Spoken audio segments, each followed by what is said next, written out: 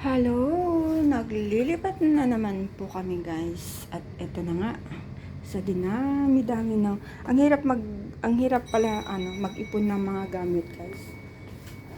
Tingnan nyo. Oh, hanggang dun.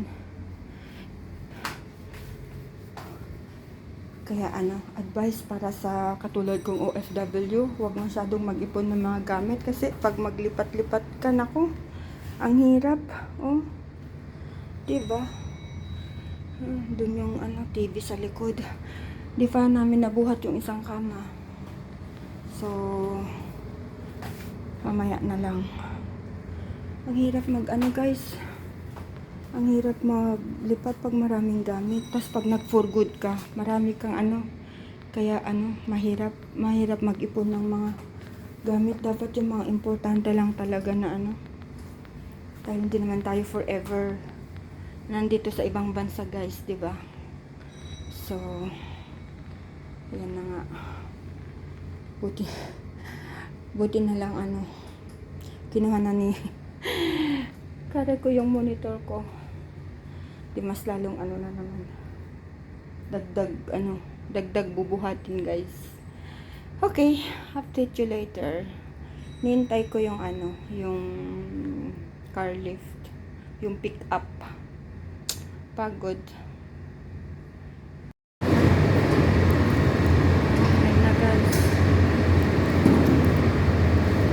Brother Vicente lang.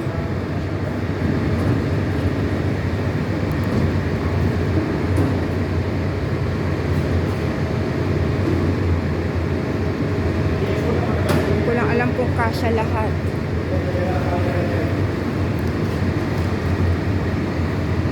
Dami.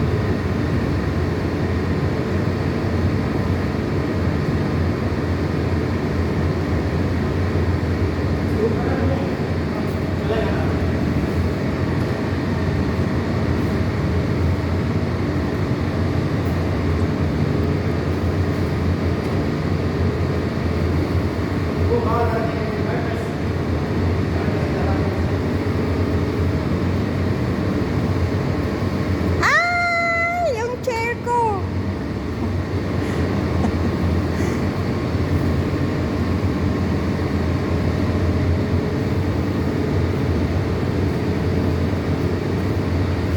Boom.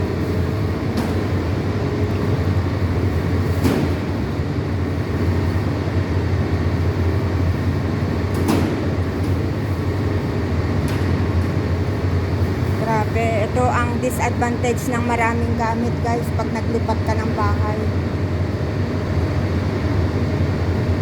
Lilipat na kami kasi sa mas maliit dahil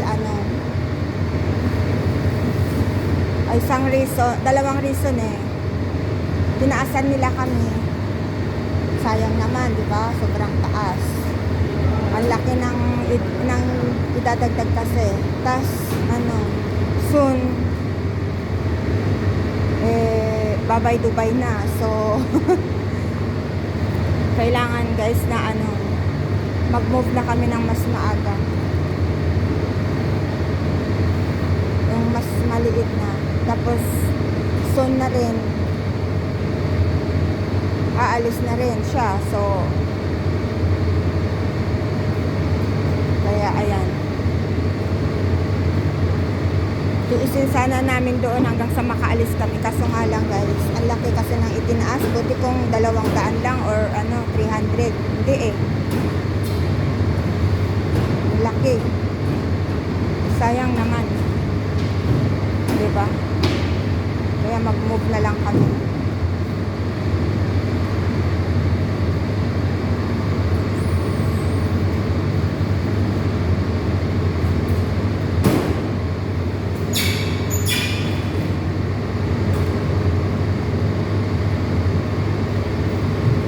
Buti na lang may balcony yung ano, yung nakuha namin. So, yung mga iba namin gamit na hindi kakasya sa room, ilalagay namin sa balcony.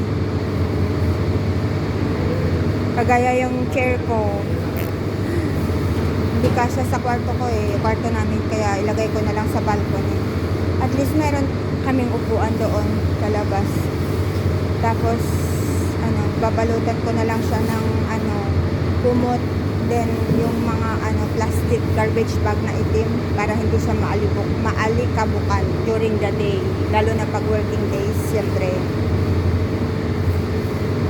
Kaya yan, oh, tingnan mo, oh, dami guys, oh.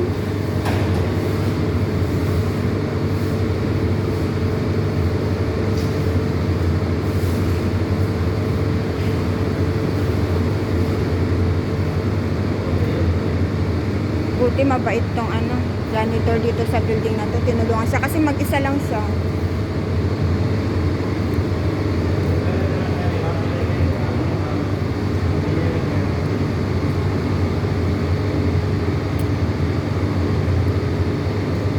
Yan yung shoe rack.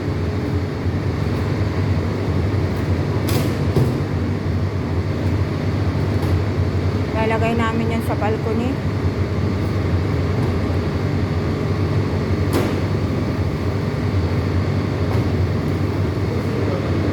TV.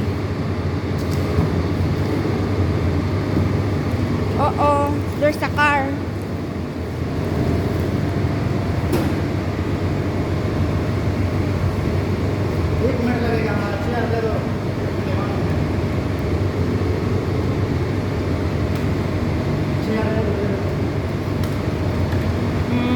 Aking upuan. Ayaw kunin ni Kare ko eh.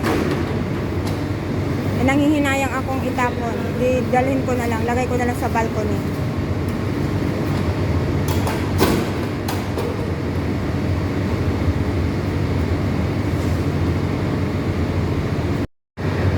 Punong-puno na guys.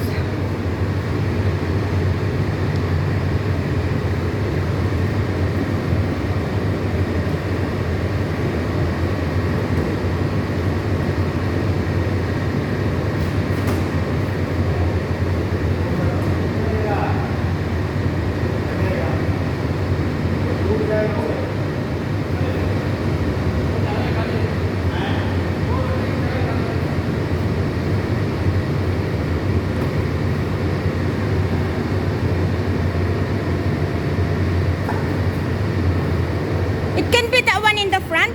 You can put that in the front.